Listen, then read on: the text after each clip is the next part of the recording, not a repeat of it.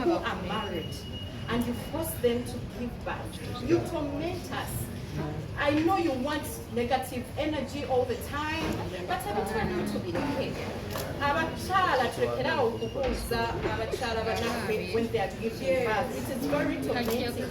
Tukuma, me one thing I can tell you is nze sifaayo biki bye mugane because sigwe bisose mumpulira ebintu bingi nnyo and I've never come out to answer anything. Kati okuzaala kuneeno nakotte kivangayo answering, but I'm praying. Era kikakasa nti one day God will bless me with a child. Amen. Ani gye bwe yakola naye endagaano. Naye lwaki mukola ebintu ebyo?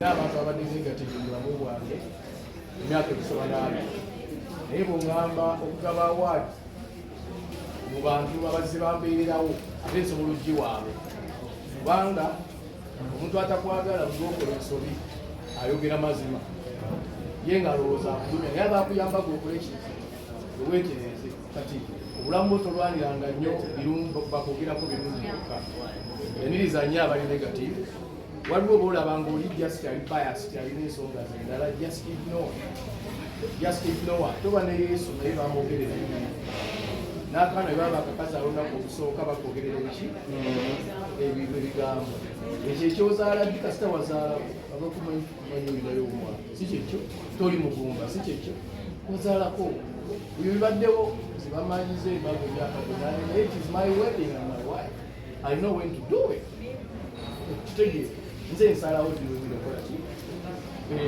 kyemanyi abantu mu biseera ebisinga people should learn how to respect decisions z'abalala buli omu muleka akola decision ye kuba buli ali eyo oba oliawo olina decision gye wakola olunaku lumu bazadde bo ne batagyagala naye nga kati bakwagala kubanga wamovinga on the decision eyo gye wali olina tebatayaniriza ebiseera ebisinga abaana baba bava awaka nga bakuze tebakanya na bazadde baabwe naye bagenda gye bagenze ne babeera successful ate badde awaka ne babacelebratinga so just kintu kimu tukiyige bannayuganda oba abantu bonna tuyige okuwa ebitiibwa kusalawo kw'abalala buli omu alina engeri gy'abasazeewo ate buli omu alina bw'atambula obulemezi next time njagala oyongere oli mukazi ali strong ebbanga lyonna nkolayo ng'oli strong toddayo ku breakinga down mukaaba eyo wini togigaba toddayo kukikola ekyo kikomere eyo era olala bwobanga olaba nga oyala breakinga down just move away from ntambula obeera okoleki ekiddamu ekyo bajja kwogera tebagenda kusitooka naye kasita gwemanyi okolaki ekimanyi obuzaala era bwenoba otuusiza okwagala ojja kukolaki ojja kuzaala so njagala fenna tulombeeke twebaze Katonda akitaffe omulungi tukwebaza olw'ebitone bino ebiri wano kwebaza olwa baganda baffe ne bannyinaffe bano abali wano abagezaako okulaba nga batambuza obulamu bayamba abalala nga nawe banoonye okubeerawo kitaffe bwogaba era bwosalawo buli omu n'omudizayini olugendo lwe wagegenda omanyi ekinaabeera obulungi n'ekinaabeera obubi naye tusaba byonna byonna bibeere birungi fenga omwana w'omuntu fetuba twagala birungi okumanya kukwo n'okusalawo kukwo kukwasa omukolo guno gubeere mulungi gubeere successful ate tuleme kukoma ku guno oba oliawo nebeere entabiro eya buli muntu ate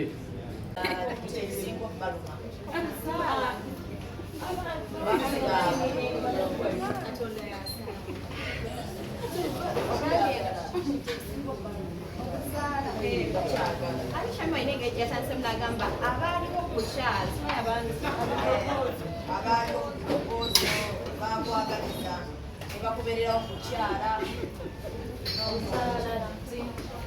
kati ba social media in-laws abambeererawo propose eyo nga nzibira nga bagirwana nga tebaagala kwegamba nga tebayagalira ddala propose eyo oba ebinemu naye neebeera kati mutunze my friend has arrived she has katusooke tumwanirize Rwanda.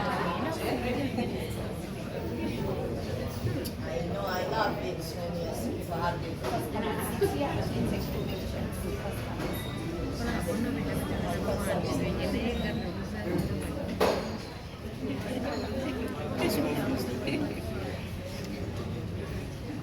Yes, katika malizeyo kino then tuwaniriza omuyimbi w'eggwanga gospel best artist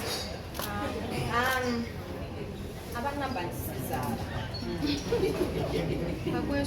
That's why sometimes I even felt I don't know how to answer this question because honestly speaking, hambuzeyo ekibuuzo ku buli andaba waliwo omuntu ayinza okufumbirwa kubanga saafumbirwa kawundo kakubya eddirisa mayinjo nafumbirwa omusajja najja ewaffe nawesa mamange ekitiibwa era abantu bangi nnyo baaliwo naye bw'ogamba nti saagala kuzaala nga siri kawundo kakubya eddirisa ate ddala ng'oli mukasi nsaba katonda akusasulemu olwa nsonga nedda bw'ogamba nti lwaki tozaala toyagala kuzaala nze nnako ne benawujesimala bankolera sinaki and they are so bitter because I am not God, you people.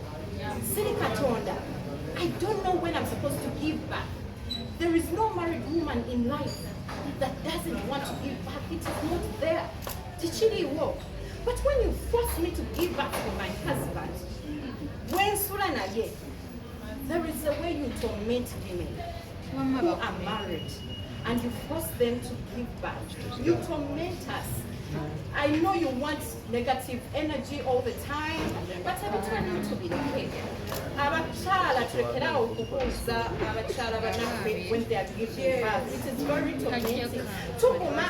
Me, one thing I can tell you is nze sifaayo biki bye mubane because si bwe busoose mumpulira ebintu bingi nnyo and I've never come out to answer anything.